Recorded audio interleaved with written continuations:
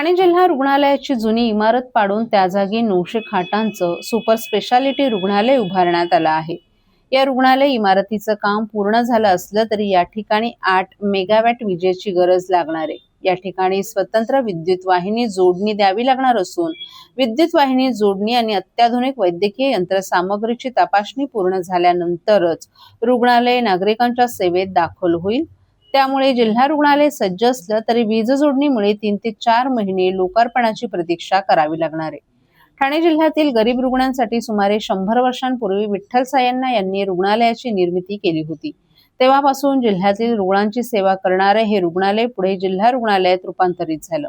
या ठिकाणी ठाणे ग्रामीण, पालघर आणि रायगड भागातून रुग्ण उपचारासाठी येत होते, परंतु रुग्णसंख्या वाढू लागल्यानं ते रुग्ण उपचारासाठी अपुरे पडू लागले होते। यातूनच ठाणे आणि पालघर जिल्ह्यातील रुग्णांना मोफत दर्जेदार आरोग्य सुविधा उपलब्ध व्हावी या उद्देशातून जिल्हा रुग्णालय प्रशासनानं 900 खाटांचं सुपर स्पेशालिटी रुग्णालय उभारण्याचा निर्णय घेतला।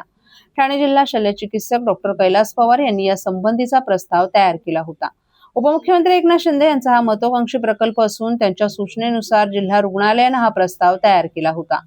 राज्य शासनानं त्यास मंजुरी दिल्यानंतर रुग्णालय उभारणीचं काम सुरू झाले। रुग्णालय इमारत उभारणीचं काम वेगानं सुरू असतानाच दुसरीकडे रुग्णालयात अद्ययावत यंत्रसामुग्री घेतानाच 1078 नवीन पदभरतीची प्रक्रिया देखील सुरू करावी असे निर्देश उपमुख्यमंत्री एकनाथ शिंदे यांनी वर्षभरापूर्वी दिले होते। त्याची प्रक्रिया शासन स्तरावर सुरू आहे। 900 खाटांचं सुपर स्पेशालिटी ठाणे जिल्हा रुग्णालय उभारण्यात येत आहे। यात 500 खाटांचं जिल्हा रुग्णालय, 200 खाटांचं महिला रुग्णालय आणि 200 खाटांचं संदर्भ सेवा रुग्णालय असणार आहे।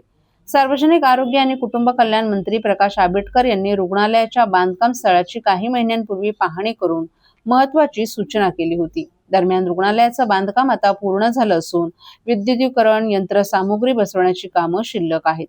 ठाणे जिल्हा सुपर स्पेशालिटी रुग्णालय इमारतीचं काम पूर्ण झाले। या ठिकाणी अत्याधुनिक वैद्यकीय यंत्रसामुग्री बसवण्यात येणार असून या ठिकाणी 8 मेगावॅट विजेची गरज लागणार आहे। या ठिकाणी स्वतंत्र विद्युत वाहिनी जोडणी द्यावी लागणार आहे।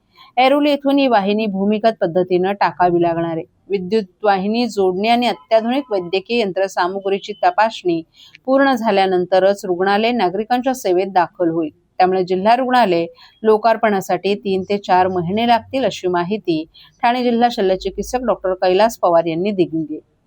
रुग्णालयात माता मृत्यू आणि बालमृत्यू कमी करण्यासाठी अत्याधुनिक ICU, NICU, NSCU युनिटसह गरजू रुग्णांसाठी TCU, NRC आणि रक्तविकार, मानसिक आरोग्य आणि इतर विशेष विभाग उपलब्ध असणार आहेत।